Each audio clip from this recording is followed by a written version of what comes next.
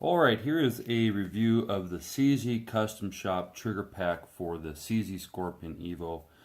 I decided to do this video on a review slash tuning because when I first bought this, I almost returned it. I was going to because I had ordered this the same time I ordered my pistol, and when I got it, I figured, well, I can live with this trigger for the cost. But when I first had it installed, I was a little disappointed because it didn't quite have the reset and over travel that I was expecting. I couldn't adjust the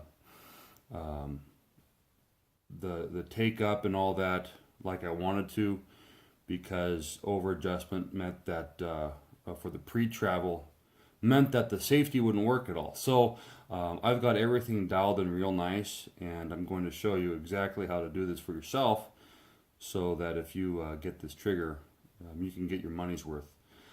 So first, we're going to look at the over travel. The over travel adjustment screw is going to be the screw at the front of your, this is your trigger assembly slash sear. The trigger actually is it's assembled with the roll pin through the sear. So I don't recommend taking the two apart. But here is your, right there, that is your over travel screw. And the way to adjust this one, you'll want to hold down both the trigger and your disconnect at the same time, so that the hammer can travel freely. See if you can see in there the clearance between the sear and your hammer. So you want to adjust that your over travel screw so that there is just a frog's ear of clearance there.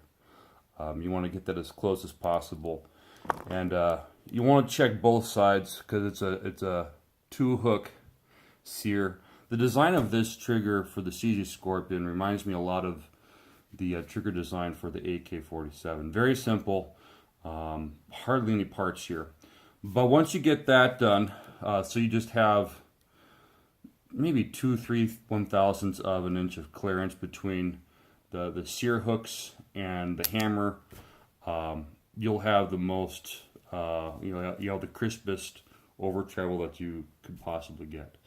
Next, we're going to look at the pre-travel, which is the screw that's at the rear of the sear slash trigger assembly. So for this, for the pre-travel, if you over adjust it, it's not going to clear the disconnector. So with the trigger, let's see if I can do this where you can see it.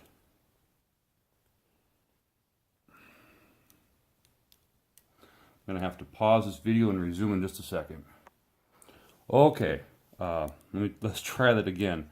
With the trigger not depressed at all, the way to adjust your pre-travel is you'll want to note the clearance between the disconnector and your hammer. And again, you're looking for the minimal clearance there. See if you can see that clearly. Right there, you've got your clearance between your hammer and your disconnector. Right. Trying to get that on camera. Right there. And again, you're going to want to adjust that your pre-travel screw so that there is just enough clearance there. Because what will happen is, if you don't have clearance on that, when the trigger is pulled,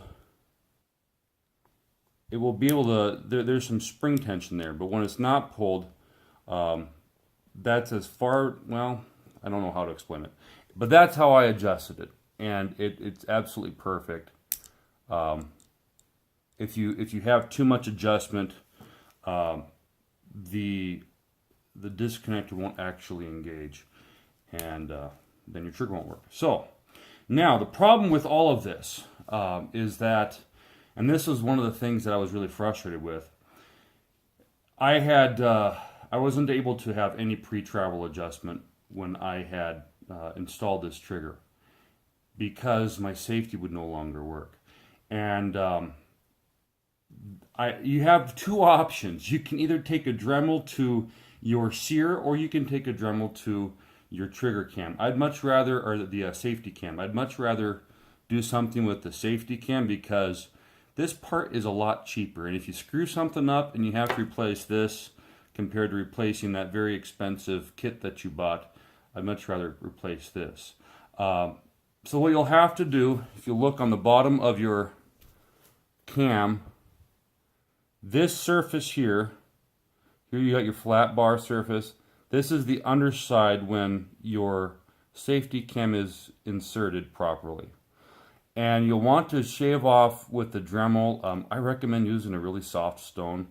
If you want, you can use a hand file. It'll take you a lot longer.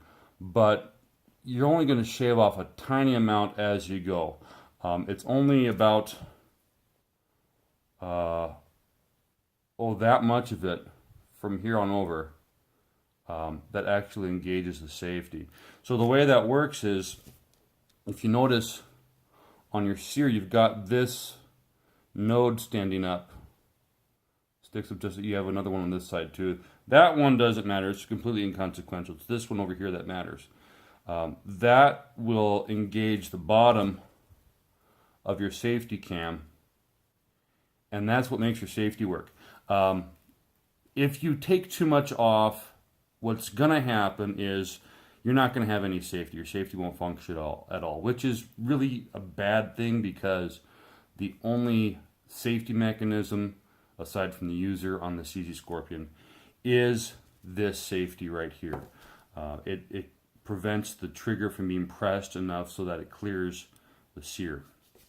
So what you want to do, and you can test this for clearance by making sure you got it aligned properly. As you go, you'll just, if you can get in there. Come on. Once you get it in there, and it's possible to do this, I promise.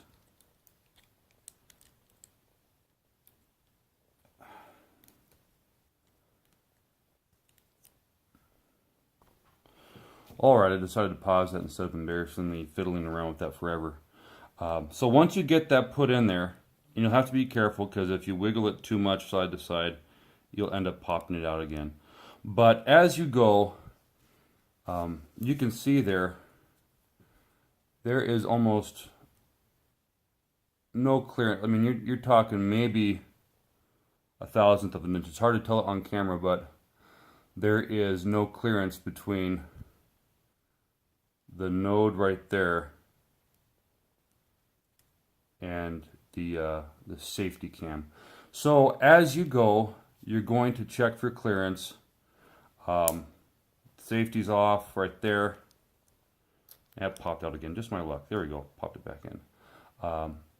So once you get to the point where you can click it into place, the safety, where the safety's on, then you'll have enough shaved off of there. If you're worried about taking off too much, then maybe adjust the pre-travel or the take-up or whatever you want to call it. Adjust that up a little bit so that you have more pre-travel than necessary. That way, if you take too much off, you still have a little bit of wiggle room. But like I said, worst case scenario, if you screw it up, you're replacing your safety cam instead of having to replace that $220 some odd trigger kit. So I'm going to pause the camera again, and I'm going to show you just how much this improves the trigger on the CZ Scorpion Evo. Now that we have that back together, I'm going to show you just how much this improves the reset and over travel and the take up on this trigger. There's the neutral position.